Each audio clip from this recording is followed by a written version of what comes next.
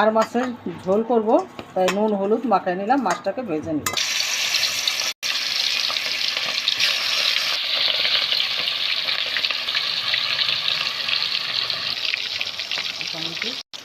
এবার মাছটা ভাজা হয়ে গেছে, এবার তুলে নিচ্ছি।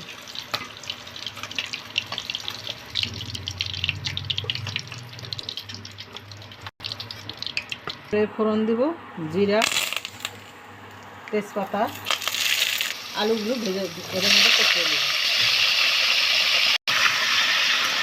জিরে আর একটু লাল লঙ্কার গুঁড়ো, একটু হলুদ,